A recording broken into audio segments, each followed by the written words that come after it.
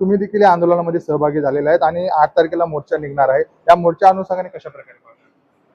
Actually हा मोर्चा सर्व भूमिपुत्रांचाच आहे असं म्हणता येणार नाही. संपूर्ण महाराष्ट्राचाही आहे आणि संपूर्ण देशाचाही आहे.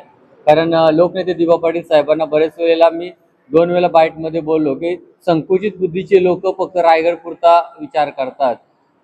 महाराष्ट्र चळवळ ज्यावेळी झाली एकीकरण समितीची, त्यावेळी बेलगावमध्ये 11 महिने जेलमध्ये स्वतःचे जीवन घालवणारे आमचे दिवा पाटील होते आणि ते त्यांनी संयुक्त महाराष्ट्राच्या लढ्यासाठी घालवलं. ते काय एका रायगड जिल्ह्यासाठी किंवा एका उरण पडील तालुक्यासाठी नाही. स्त्रीभ्रूण हत्या कायदा ज्यावेळी त्यांनी आणला तो महाराष्ट्र सरकारने पास करून घेतला, तो त्यांच्या दबावापोटी विरोधी पक्षानेत्यांनी एखादा कायदा आणावा आणि तो संमत करावा, ही महाराष्ट्रातील पहिलीच घटना असेल मला वाटते आजपर्यंतची. दुसरा विषय, तोच पुन्हा कायदा मग सेंट्रल गव्हर्नमेंटने घेतला. तर त्याच्यामुळं बऱ्याच गोष्टी आहेत. 12.5%, 22% आणि 9मध्ये आता 40-60 पर्यंत सिडको आली. पण त्याच्यातील जी शेतकऱ्यांच्या मागण्या अजून आहेत त्या व्हायला पाहिजेत. मगाशी म्हटल्याप्रमाणे आपल्याला जो कायदा लागू केलेला आहे, नवीन ॲक्विजिशन ज्यावेळी 2011ला नोटिफिकेशन झालं त्यावेळी 2013च्या कायद्याप्रमाणे त्यांना कंपन्सेशन मिळणं होतं.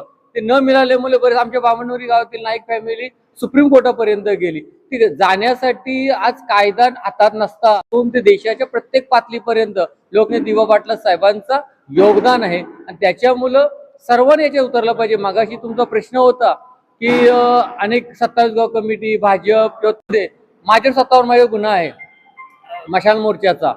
विषय असा आहे की त्यावेळी ज्यावेळी जे नेते होते पुढे भाजपचे त्यांच्या खांद्याला खांदा लावून सर्व पक्षी लढले, सर्व लोकांनी केसेस घेतल्या.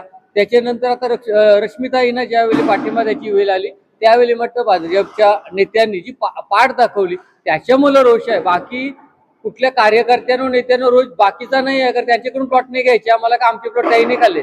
पण त्यांनी आता माझा म्हणणं नियोजन कमिटीमध्ये किंवा 8 तारखेचे जे नियोजन चालू आहे त्याच्यामध्ये जर त्यांनी मेसेज जर दिला की आम्ही बसायला तयार आहोत तर त्यांना विरोध कोण करणार आहे. आणि सर्व कार्यकर्त्यांनी मी आवाहन करतो की आपण पहिले दिवा पाटलांचे सुपुत्र आहोत, नंतर कुठल्या पक्षाचे आपण कार्यकर्ते आहोत.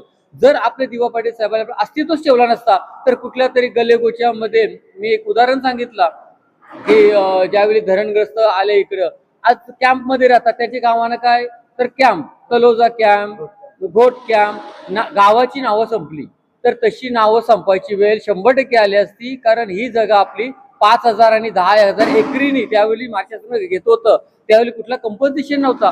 काय झालं असतं, इथं आपले गाव विस्थापित झाली असती, पैशी गणपतीकडे गेलो असतो. इकडे अदानी अंबानीना 1000 एकर मध्ये प्लॉटिंग करून बिल्डिंग उभा राहिल्या असत्या.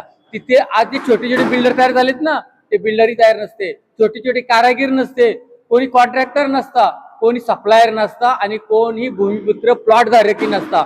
म्हणजे आता इथे राहायला पण आलेत ना जे कमी रेटमध्ये 10 लाखात 1 RK 15 लाख 1 RK, तेही इथं दिसले नसते. म्हणजे ही लढाई फक्त भूमिपुत्रांची नाही तर इथे समस्त जेवढे रहिवासी आले त्यांची आहे, कॉन्ट्रॅक्टरांची आहे, बिल्डरांची आहे आणि समस्त आगरी कोली कराड्यांच्या फक्त अस्तित्वाचा विषय नाही आहे, तर महाराष्ट्र आणि देशाच्या अस्तित्वाचा विषय आहे. 2011 साली डिसेंबर 11, 2022 साली ज्यावेळी 2 प्रस्ताव केंद्राकडे गेले त्यावेळी मनोहर पर्रिकर साहेबांचा नावाचा प्रस्ताव आणि लोकनेते दिवा पाटील साहेबांचा प्रस्ताव, 2 प्रस्ताव केंद्रासमोर होते.